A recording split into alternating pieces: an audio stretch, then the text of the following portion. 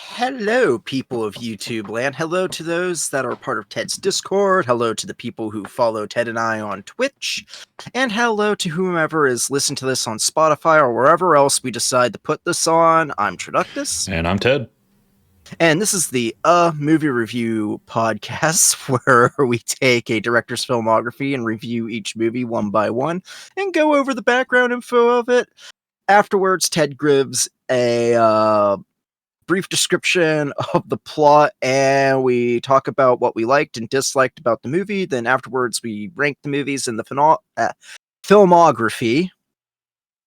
Today, we are reviewing the movies of David Fincher still, and we are reviewing The Game, which you all just lost.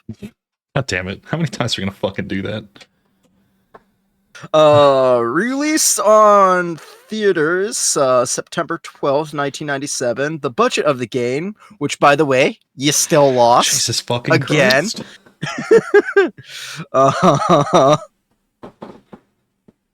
Had a budget of $70 million and a box office return of $109.4 million. The screenplay was written by John Brancanto and Michael Ferris in 1991.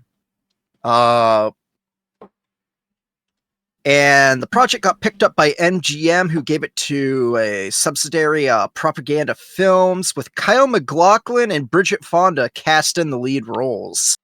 And the director of Terminator 3 and that one submarine movie that has Matthew McConaughey in it, that director, Jonathan Mostow, was set to direct. But then the film moved to another subsidiary, Polygram Film Entertainment, which led Fonda, McLaughlin, and Mostow dropping from the project, although Mostow did stay on as an executive producer. Basically one of these things like where it was like development hell, and then people just took like, you know, other work since they weren't sure like when this was going to get greenlit. Makes sense. Yeah. And the script ends up getting bought by producer Steve Golan, who gave the script to David Fincher. And Fincher liked the script, and he brought in your boy, the writer of Seven, Andrew Kevin Walker, as a script doctor to add the finishing touches to the screenplay. Which, by the way, I looked it up. He does the same with Fight Club. Sick. Sick. So is this a trilogy? No. Although I guess if we're really trying to break it apart. Yeah, I mean, there's also like in other projects that David Fincher like does bring in Andrew Kevin Walker. Like I think Andrew Kevin Walker writes like a episode for like a TV show that David Fincher ends up directing. Okay. And I think it might be Panic Room or something like that, where David Fincher gives the dude like a cameo. So it's like, it's kind of interesting to see, like, you know, kind of David Fincher like bringing in his team. Yeah. Well, I was gonna say we've already started that earlier. You know, you see Alfred in every Christopher Nolan movie, right? Like we're at a Brad Pitt stretch. We're you know, yeah. So that being said, the game originally was going to be made before Seven, because this was like David Fincher already said like he would direct Seven, and this was like in the pre-production phases, and Fincher's just like, okay, I'll direct The Game and then direct Seven. However, that being said, when Brad Pitt was cast at Seven, priority was put for that film, and due to Seven's success, The Game was given a larger budget, and Michael Douglas was approached for the role of Nick Van Orton. Now, Jodie Foster was originally going to be cast in the role of Connie Van Orton, which is probably why the nickname of the character is Connie. Makes sense. That's probably the original name. But she was unable to take the role due to a scheduling conflict. Although since she was verbally promised to have a role in the movie, she ended up later suing the company for civil court for not being in the movie, which is kind of weird. But anyway, since she was unable to take that role, they next asked Jeff Bridges for the role, but he turned it down, and eventually Sean Penn was cast. And for the next person that's a main person, I can actually look up a little bit more. There isn't really a lot of background info of why other people were cast, except for this one other person, which is the Deborah Kara Unger, who was cast as Christine/Claire. Mm-hmm. She ends up auditioning for the role, but here's the crazy thing about it. All right, she sends in a test reel, which a lot of actors do, but this one consisted of a sex scene she did of David Cronenberg's Crash. Okay. And Michael Douglas and David Fincher first thought it was a joke.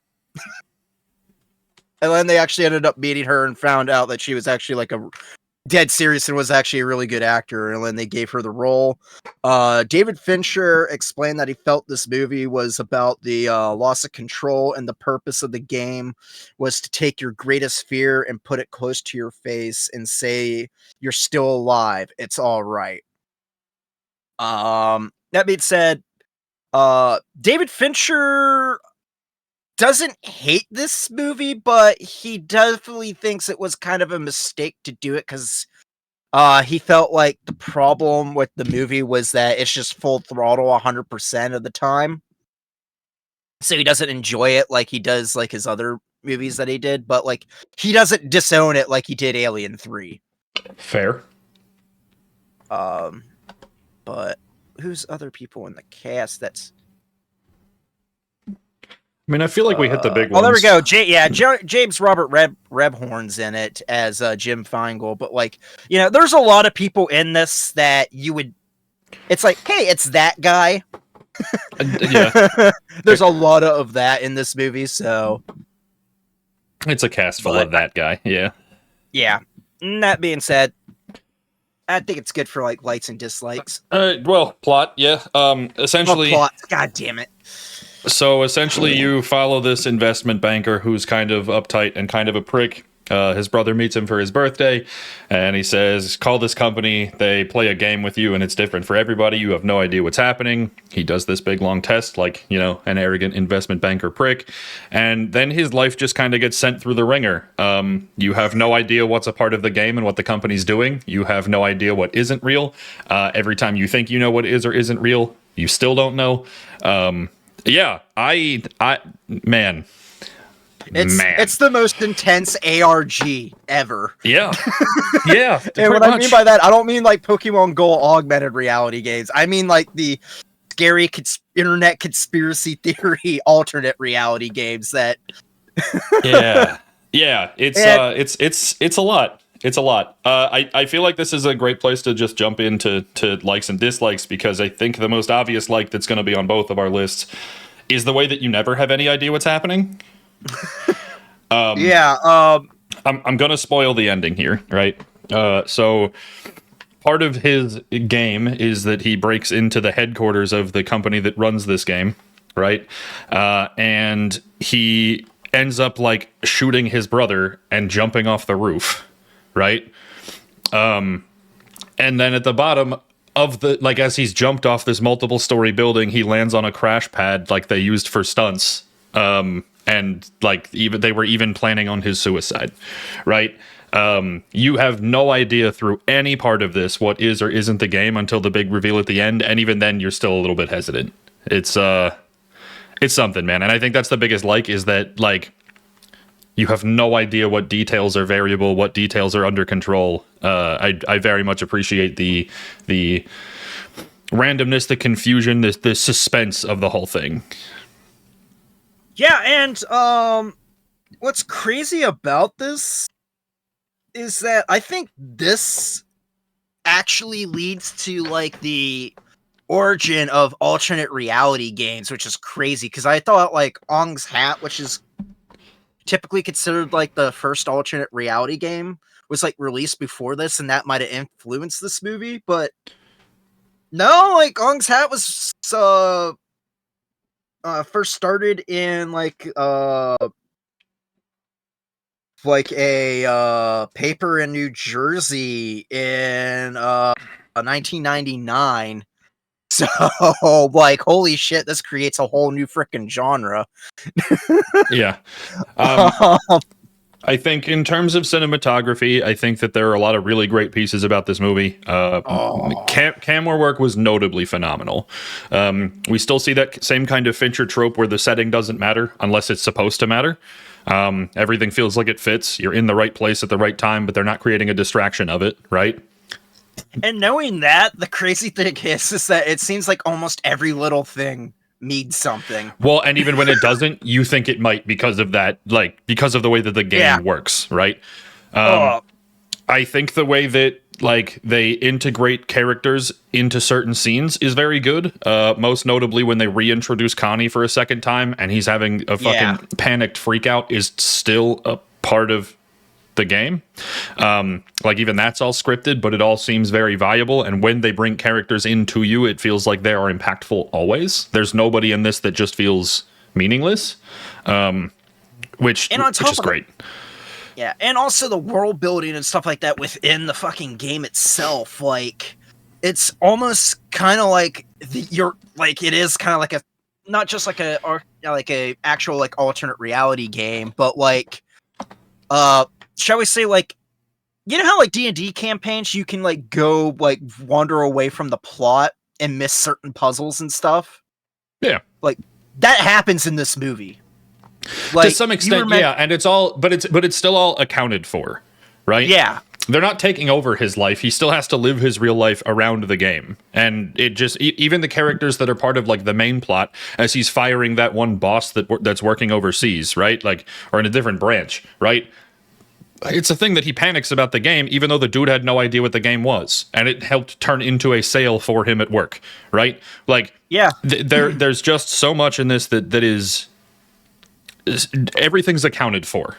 Everything. Well, it's like, yeah, everything gets introduced for a reason, and in a way that like ultimately leads to the finale of this. Yeah. Oh god, there's just so much detail in this, like you mentioned the dude that had, like, it's like, hey, do you know CPR? It's like, no, I don't. And it's like, okay, so the lady has to pull like the note out of the dude's mouth as opposed to, him. And again, at the after party, right? He says, "Thank God you jumped, because if not, I was supposed to throw you off," right? Because that was the conclusion of the game, right? Like there's even in the places where you don't see it, you kind of have this feeling that everything is accounted for. Like they're in control.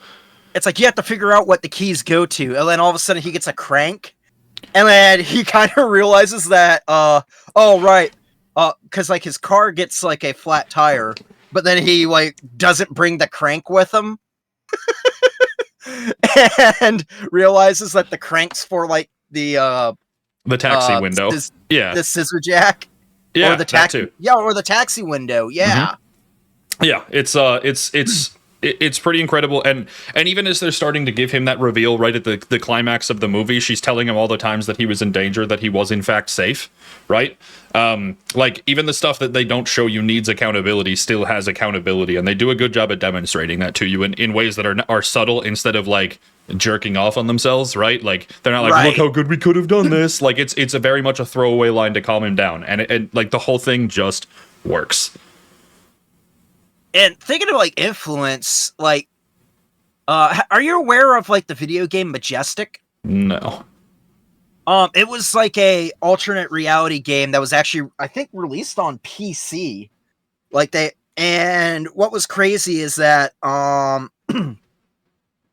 they would like send people like messages off of like if you remember AIM, Yeah. AOL Instant Messenger. They would do that. Depending on how like you set everything up, like how like immersive you wanted it, they would literally fax you shit at work. That's crazy. Yeah. And I'm just like, I think somebody saw this, like, it's crazy to think like how like intense these games can be, even though this is a hell of a lot more. Obviously you're not going to have people like shooting guns at you or anything, right. But like it's crazy to think that somebody saw this is just like, all right, what all can I do to get similar effect, but like realistically? Yeah. And I think then I mean, rather than breaking down every detail of the plot that we really enjoyed, like I just the right. thoroughness of it was great.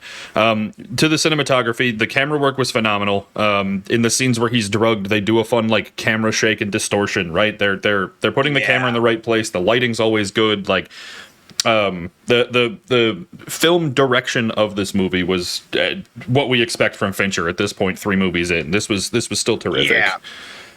And the acting's phenomenal. As a matter of fact, like, I know that which this movie's right up Kyle MacLachlan's, alley, because he's, I mean, he was in, like, he's known for being in a couple David Lynch films and stuff like that, and with this being kind of like a cerebral mindfuck of a movie, like, that, like, that's something that's up his alley, but, like, to be honest, I can't picture anybody but Michael Douglas doing this role. No, I think the casting was really good because again, it's a whole bunch of hey that guy, which helps the idea that like everyone's an actor unless they're not, but maybe they are and maybe they're not. Right. Everybody in this movie being hey that guy is good. Michael Douglas is the perfect balance between like that stoic, cynical, like douchebag asshole versus like somebody that you could absolutely get to him by touching his money, right? Like there are. Yeah. The casting was just really terrific. I'm almost upset we don't have more detail about how some of these people got cast, but regardless of how it happened, I think it was still phenomenal.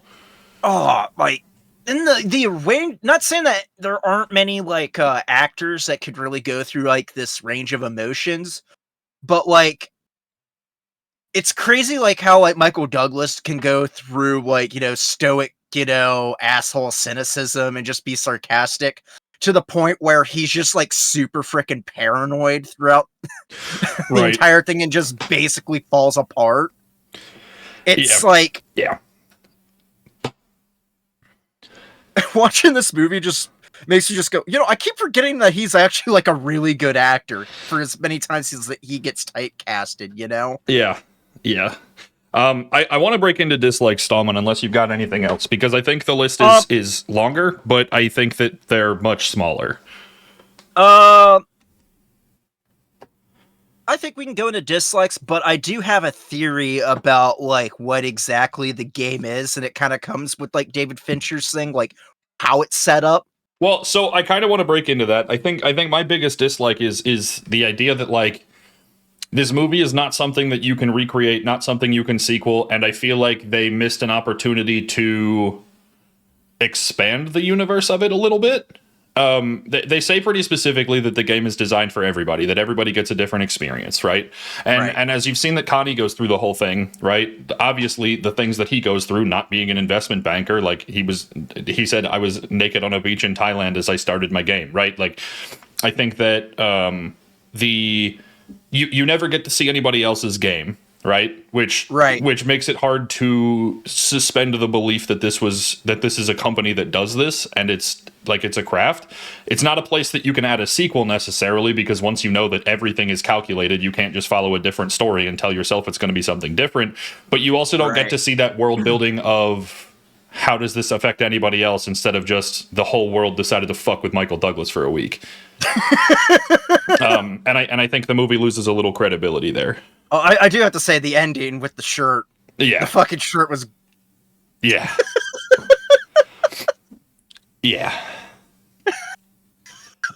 But like you said, the theories of how the game works and what the company is and all of that, I think we lose something on it because of the focus on one particular game rather than kind of building the aura around CRS. And even then, I had to watch it like a couple of times because we were going to record this earlier, but then I'm just like, I have a theory. I need to rewatch this movie to like. Oh, hit me with it. Let's do it. All right. So, Josh, you don't like what David Fincher said about like this is taking your greatest fear and like shoving it towards you, but at the same time, like there's like a guy in the movie. It's like, well, it gives you something that you're missing. And to me, like, Michael Douglas's character in this, like, it seems like his biggest fear is that he's going to be exactly like his father. Like, he kind of plays things safe. And he's the same birthday as his dad who committed suicide. And they kind of allude that his dad, like, alienated himself from, like, everybody, like, his friends and family. And just, like, all swept up of just like work alone, and then he ended up killing himself. While Michael Douglas, thinking that he's following that path, ends up having that game centered around that. But at the same time, like they just go, so it's like, so what don't you have? And it's like, he goes, well, I have everything that I have. So they basically take everything away from him, so he has nothing, which leads to his paranoia and more or less becoming like more like his father. So in a weird way, it's like he doesn't have his own life. And with him jumping, off the building where they, plan like his like suicide and stuff like that, it's like his old life that was set up for him, where he was basically just living like how his dad did, alienating everybody with, even though he's not like, alienating people due to like depression or anything like that. It's more so like paranoia from the game, because he kind of like doesn't believe anybody and thinks everybody's part of this game, and ends up like losing everything via that, as opposed to like just personal alienation. And along those lines too, I think that like what he's missing is an appreciation for life, an appreciation for it, right? That like, and every moment is, I can't go to lunch with this person, I'm too busy watching the news and the stock prices, right? And all of that, like there's no enjoyment. And I think when he gets out and like he flirts with the woman who was his handler through this game, right? Like, I think that like there's a very clear like, okay, he appreciates things, he's going out of his comfort zone, he's trying new things, and I think that's the demonstration that you're right, that it worked. Yeah, that's my theory, is that it's basically like at the end of the game, like he's able to live his own life and actually like have it not like planned and meticulously. He's able to take risks. Right. Yeah. I don't have a great transition, so I'm just going to move back to dislikes. I think this movie is. I think that there are a lot of moments where it's very difficult to suspend disbelief. We've talked about it. Important that like it's important in watching a film that you have to kind of believe that these things can happen. If it's not some super giant fantasy, right? Then there has to be some sort of like, okay, this could definitely be real, right?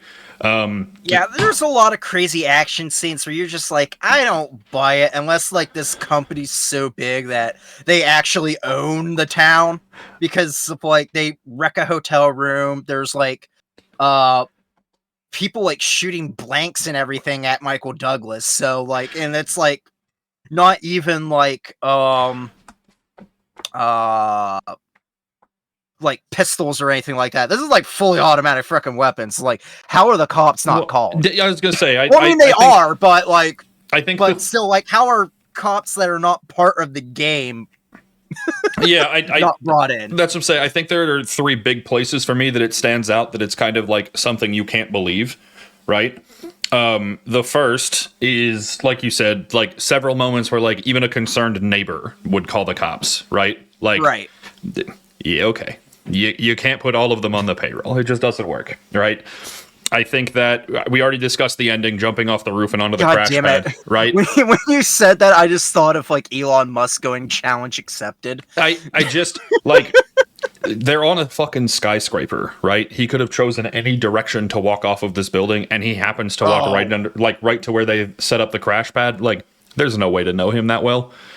And even then, like, if he was off, like, just a second, like, right. Somebody that we were watching this with, they even mentioned it, if, like, he was off by just a little bit, he would have hit a freaking steel beam and just been dead. 2 feet in any direction, and that misses, right? Like, and then the other one is that they don't get the people closest to him involved, as he's talking to his lawyer on the phone, right? Yeah, they've got the ability to play around it, but at the end of the movie, the lawyer is like, "Hey, I have no idea what any of this was, but I'm happy his you're lawyer done." and his ex-wife are like, and maybe his. I know that his brother's involved. I know his lawyer and his ex-wife aren't involved. His maid may or may not be. She never really like says anything about it, but right. like a lot of stuff makes sense if she was involved. Right, and then the trashing the house and the break-ins and all of that, right? The stuff that like, oh well, she's just over in the guest quarters and she's right next to it, but as they're graffitiing and playing loud music and breaking and stealing and all of this, she just has no idea. And like, there's a lot of places that like, if they don't involve the people closest to him, that there's no way this would function. And I know that the one place somebody will argue with me is the idea that like he calls his lawyer and his lawyer's like, nope, all your money's still there. I don't know what the problem is. And that's the opportunity for her to say he's in on it. Also, I drugged you, right? Like, even then, that's just oh shit, get out of danger. Like, he can't know that the lawyer is right. And like, I think that it makes it very difficult to buy into the idea that like all of this is calculated around him when they didn't go through the steps of involving the people they would have to involve for this particular man to feel taken over by the game. There's a lot of places that it is so tough to buy in. Like, nah, we're stretching this. This is pretty implausible. Another dislike I kind of have, which it's not really like a dislike, but like I do get with like David Fincher's thing about there's no breathing room in this. At all. Like, at all. Once he enters the game, you're just like, every time you think you get some breathing room, it's like, oh wait, nope, it's still the game. And Ted and I are just like, holy shit. Oh yeah. This is a stressful movie to watch. Oh, for and sure. It's not like anything like bad, like as in like cringy or anything like that. It's like, why the hell are we watching this movie? It's just more like, so I watched it again. We watched on Sunday. I watched it again on Monday as like my rental period was still open, and I like even watching it, knowing the end, knowing the outcome, there's still a sense of like edge of your seat, like what the fuck is going on, and like you said, not necessarily in a bad way, but like also this is 2 hours of your blood is pumping.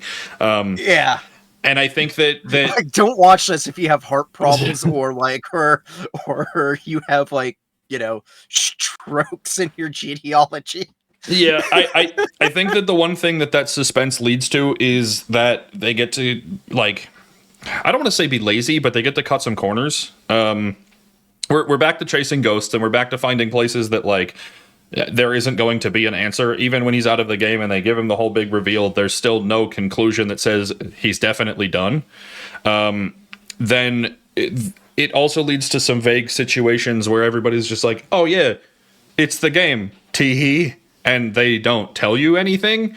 And I get why that helps the plot line drive forward and the suspense of the movie and the big reveal at the end. And like, I understand it, but it also feels like, especially as I watched it a second time now, that it feels like maybe some places they cut some corners, they fucked with some dialogue to make you uncomfortable, not necessarily to build the whole thing up. The end part where he does like flirt with like his handler and stuff like that, they do like, they don't fully tell you, but definitely like Michael Douglas's reaction where he's just like, so do I go with her or not? Like he's like doubting it, where we're even just like, oh shit, maybe it's and especially playing. And especially because like even in that interaction, she fucks up her backstory because she can't remember when she's still telling the story in character or if she's being genuine, and she like is upfront about the you still don't know, and it's like it leads to some vague kind of haze about what the game is supposed to be, where it starts, where it stops, and what's involved. It almost feels like corner cutting, just simply for lack of a better word. Yeah, like if honestly, if this movie wasn't as well done as it was, this whole thing would have been fucking exhausting. Yeah. Like it is exhausting, but like it's kind of like after like a good run as opposed to like repetitive job. Yeah. Yeah. It is phenomenally done. I think like I said, it's well crafted, it's well thought out. It just, there are places that just kind of don't sit right the longer you think about them, but right. I think, Stallman, that should bring us into rankings. What are you doing with this one? Number 1. Okay. Yeah, I mean, this might be like just because I wasn't really as familiar with this game. I mean movie. God. Yeah, but I mean, kind of like how you had like following up higher for a while just because it was like, you know, new and fresh. Right. I think that might have something to do with it, but like there's just so many intricacies that are in this and spoiler alert, the next movie we're doing is Fight Club, and due to God, why does this all go down to fucking Fight Club? It just seems like there's more blueprints from this that go into Fight Club, you know? Yeah. I'm almost excited to get Fight Club out of the way so that I can compare it reasonably instead of just knowing what Fight Club is. Anyway, right. I think for me, I'm going to put this one second. I think this one was the most enjoyable of the 3 movies so far. I still think it was very good. As a viewer experience, this one is probably the best one. I just think that 7 was such a mastercraft that it's really hard to dethrone it. Trust me, it was really difficult for me to like choose between the two. Yeah, they're really close, and realistically it could go either way for me, but I think like being put on the spot, I think 7's a mastercraft that I've got no questions. It was just, this is what the movie is, versus the game being like, maybe there are some shortcomings here and there, you know, maybe the suspense eats at you a little more, but like 7's just masterful. Yeah, and even then, like I think another reason why I picked the game over, I think the concept is a little bit more creative. For sure. If that makes sense. For sure. Yeah, I'm with you there in terms of like freshness, in terms of ingenuity. The game stands alone. I wouldn't even know what to compare this to be honest with you. Again, without going into like video games and like even other psych horrors and thrillers and stuff are. I mean, the only thing that you can really like you said, psych horrors. The only thing to really compare it to or be like, are you familiar with the YouTube genre analog horror? Yeah. That's the only thing I can really like compare it to, because a lot of analog horror stuff are ARGs. But even then, like, it's not, you know, it's not ARG in the sense that like they're taking over this dude's life. They're not augmenting anything. Yeah. They're in his reality, right? Yeah. The only thing that we can really compare it to is Majestic, which is which was like a video game ARG. Yeah, and even then, like even in the video game aspect, right? Like you still have to stare at a screen or you know, goggles now with VR to do it, right? Like it's still not right. It's still not integrated into your life. I mean, it's certainly a unique Majestic concept. Was if you really wanted it to. Well, but like... okay, sure, but like a fax machine doesn't involve me jumping off the roof at the end, right? Oh like, God, no. So like, no, you just got fax machines and phone calls, right? And AIM messages. Like that's really all you really got, right? And like I said, it's you know, I think that the ingenuity of this movie, the uniqueness of it is phenomenal. I just don't think that it overcomes its own, like getting in its own way in a way that like, dude, there's not much you change about 7 to make it a better movie. It's masterful. God, I could just imagine like this fucking movie being made today. Like it would be even more ridiculous with like cell phones. Yeah. Yeah. I don't know. I'd like to see this movie get redone. I'd like to see sequels and stuff. Yeah. I get why they're not possible, but still, this was terrific. All right, with that, I think that wraps us up. So yeah. As always, thank you guys for hanging out, for watching. We'll be back next week with Fight Club. In the meantime, you can check us out, hang out in the Discord with us and watch some movies. We pretend to post, but usually it just happens on Sundays, and is what it is, you know. And then also you can check out our own content through the rest of the YouTube and the hundreds of movie podcasts we've done now, or any other gaming content or other podcasts and stuff we've done. You can check all that out here. You can also check out our individual content on Twitch, Stallman at Traductus, myself at Ted Green Eagles, and I think that's going to wrap us up, and we will see you here next week for Fight Club.